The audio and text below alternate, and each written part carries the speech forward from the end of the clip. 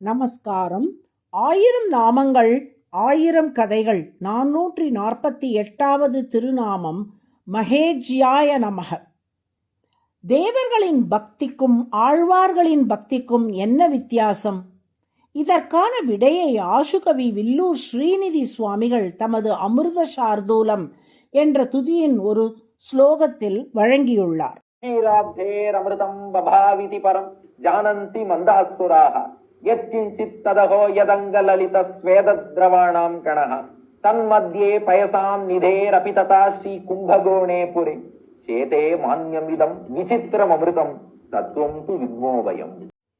பார்க்கடல் கடையப்பட்ட வரலாற்றை நாம் எல்லோரும் அறிவோம்.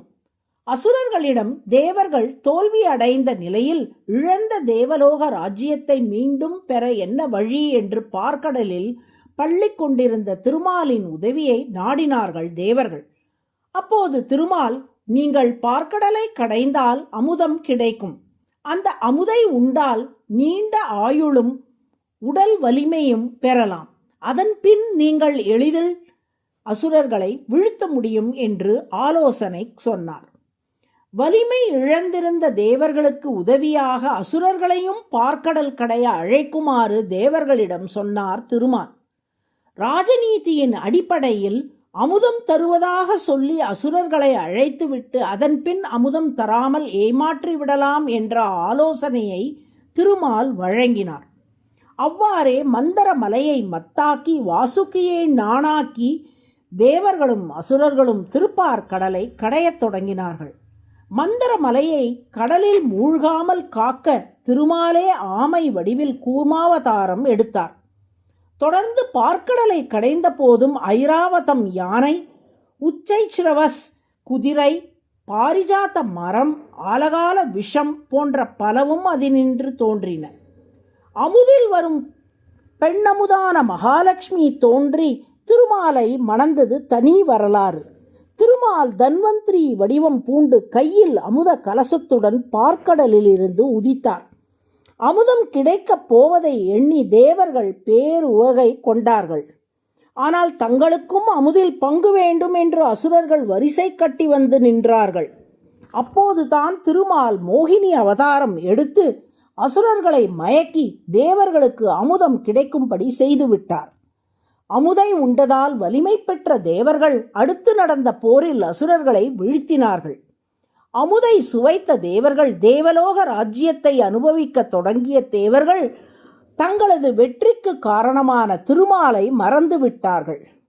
அற்ப இன்பம் துய்ப்பதிலேயே காலம் கழிக்க தொடங்கிவிட்டார்கள்.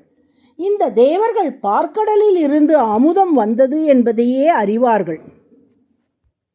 ஆனால் அந்த பார்க்கடலுக்கு அமுதம் எப்படி வந்தது? அதை நான் சொல்லுகிறேன் என்று இந்த ஸ்லோகத்தில் கூறுகிறார் வில்லூர் சுவாமிகள். பார்க்கடலுக்கு எப்படி அமுதம் வந்ததென்றால், பார்க்கடலிலும் கும்பகோணத்திலும் ஆதிசேஷன் மீது பள்ளி கொண்டிருக்கிறாரே திருமால், அவரது திருமேனிக்கு வியர்த்தால் அந்த வியர்வை துளிகள் எங்கே சிந்தும்? பார்க்கடலில் தான் சிந்தும். பார்க்கடலில் சிந்திய திருமாலின் வியர்வை துளிகள் எல்லாம் ஒன்று கூடி அமுதமாக உருவாயின.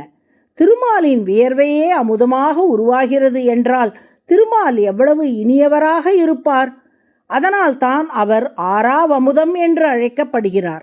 அமுதம், ராஜ்யம் உள்ளிட்ட பலன்களை விரும்பும் தேவர்களைப் போன்றோர் அதை மட்டும் பெற்றுக்கொண்டு திருமாலை மறந்து விடுகிறார்கள். ஆனால் ஆழ்வார்களைப் போன்ற மிக உயர்ந்த பக்தர்களோ அமுதத்துக்கும் காரணமான ஆறாவமுதம் திருமாலே என உணர்ந்திருக்கிறார்கள். அதனால் அவர்கள் மற்ற விஷயங்களில் கண் வையாது திருமாலையே இடைவிடாது வழிபட்டு வருகிறார்கள். அந்த திருமாலின் திருவடிகளுக்கு தொண்டு செய்வதாகிய முக்தியையே பெரும் பேராக கருதுகிறார்கள். இவ்வாறு வேறு பலனில் கண் வையாது இறைவனையே விரும்பும் மிக உயர்ந்த பக்திக்கு மகா இஜ்யக என்று பெயர். இஜ்யக என்றால் வழிபாடு, மகா என்றால் மிக உயர்ந்த, மகேஜ்யக என்றால் மிக உயர்ந்த வழிபாட்டுக்கு இலக்காக இருப்பவர் என்று பொருள். உலகியல் பலனில் நாட்டம் வைக்காத ஆழ்வார்கள் போன்றவர்களின் உயர்ந்த பக்திக்கு இலக்காக திருமால் இருப்பதால் அவர் மகேஜ்யக என்று அழைக்கப்படுகிறார். அதுவே சஹஸ்ரநாமத்தின் 448வது திருநாமம். மகேஜ்யாய நமக என தினமும் சொல்லி வரும் அன்பர்கள் பக்தியில் விரைந்து முன்னேறும்படி திருமால் அருள் புரிவார். நாராயண நாராயண.